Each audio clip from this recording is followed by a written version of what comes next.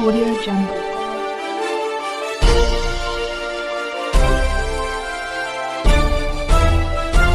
Audio Jungle. शहीद सौरभ फराटे यांच्या स्मारकाबद्दल सातत्याने झटपट जी आहे धावपळ जी आहे ते करत आहात. कुठवरती धावपळ आलेली आहे काय सांगा? 2017 रोजी शहीद सौरभ फराटे हे शहीद झाले तेव्हापासून मी ही मागणी या मागणीसाठी पाठपुरावा करतो. खरं तर वाईट वाटतं की राजकीय आणि प्रशासकीय अधिकारी असंवेदनशील आहे. बांबुनी मारली पाहिजे, बांबुनी. अशा प्रकारची परिस्थिती या देशामध्ये या भागामध्ये. मी मारुती आबा तुपे याला साक्षीला त्यांनीच या बाबतीत मला मदत केलेली, ठराव केलेले आहेत. या ठिकाणी आधी आम्ही बनकर शाळेमध्ये त्यांच्या कुटुंबाने जागा सुचवली, तिथं विरोध झाला. त्यानंतर आम्ही हेमंत करकरे उद्यानामध्ये त्या जागेचा प्रस्ताव आबा तुपेंनी मंजूर करून घेतला. बजेटही पडतं. मी गेले अनेक वर्ष दरवर्षी आयुक्तांना भेटून याबाबत मागणी करत असतो की आपण याबाबत निधी उपलब्ध करून द्यावा. इरिगेशन लँडकडून ती जागा ताब्यात पाडबंदी ती जागा ताब्यात घ्यावी. परंतु काही राजकीय लोकांचा याला विरोध असल्यामुळं आम्ही गेल्या महिन्यातच आपल्याला सांगितलं की हेमंत करकरे उद्यान वाचवा. ज्या ठिकाणी मॅटर्निटी होमचं आरक्षण हेमंत करकरे उद्यानात टाकण्याचा आता खेळखंडोबा केला. इरिगेशनची लँडची जागा, पाटबंधारी जागा ती खासगी बिल्डरला देण्याचा घाट या ठिकाणी टाकला होता. तो सुद्धा आम्ही हाणून पाडला. वाईट एवढंच वाटतं की एका शहीद जवानाच्या स्मारकासाठी हडपसर परिसरातील नागरिकांना 9 वर्ष वाट बघावं लागते, भीक मागावं लागते. जो जवान देशासाठी शहीद होतो, तुमच्या आमच्यासाठी शहीद होतो, त्याचं कुटुंब उघड्या पडतं. अशा जवानाच्या स्मारकासाठी 9 वर्ष दखल घेत नाही प्रशासन. मी गेल्या आठवड्यामध्येच ह्या महानगरपालिकेचे आयुक्त राम नवल किशोर यांना भेटलो. त्यांना मी स्मरणपत्र दिलेलं आहे. मी आपल्याला सांगू इच्छितो येत्या 8 दिवसात जर त्यांनी याबाबत कुठल्याही प्रकारची बैठक नाही लावली तर ऑगस्ट महिन्यामध्ये पूर्ण हडपसरमध्ये जन आंदोलन उभं केल्याशिवाय राहणार नाही आणि शहीद सौरभ फराटेंना न्याय दिल्याशिवाय राहणार नाही. एवढीच भावना मी या ठिकाणी व्यक्त करतो.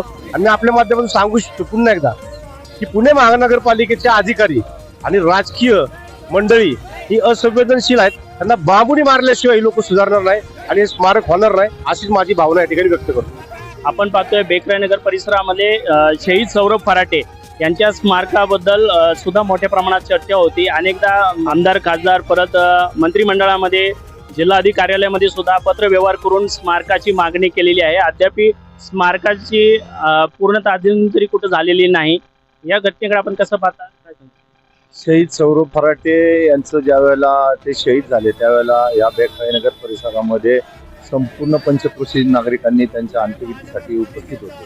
त्यावेळेला मी स्वतः त्यात लक्ष देऊन, मी असेन, पुरुष असेल, की ह्या परिसरामध्ये शहीद सौरभ फराटे स्मारक व्हावं म्हणून आपण प्रयत्न केले. पुणे महानगरपालिकेमध्ये हा विषयही घेतला आणि आपलं करकरे उद्यानामध्ये जवळजवळ 10 गुंठे जागा सौरभ फराटेसाठी त्या ठिकाणी द्यायचं ठरलेलं आहे आणि तसा ठराव पुणे महानगरपालिकेमध्ये झालेला आहे. दरवर्षी त्यावर बजेट पडत असतं, परंतु ती जागा इरिगेशन खात्याकडे आहे. इरिगेशन खात्याचं म्हणणं असं आहे जी 10 गुंठे जागा आम्ही तुम्हाला देणार आहे त्याचं तुम्ही जो काही पैसे येतात, म्हणजे जे काही निधी द्यावा लागतो त्याची जी किंमत होती ती तुम्ही आमच्याकडे वर्ग करा आणि ती जागा तुम्ही घ्या.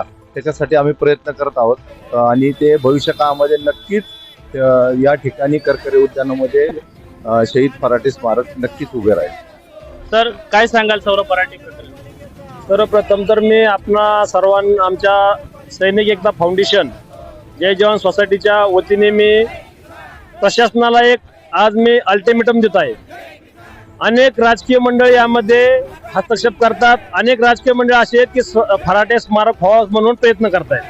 परंतु या माध्यमातून मी एकच सांगेल, आमचा बांधव शहीद सौरभ फराटे यांचं स्मारक मंजूर झालेलं आहे. केवळ आणि केवळ जागेअभावी ते अजून विलंबन होत आहे त्याला.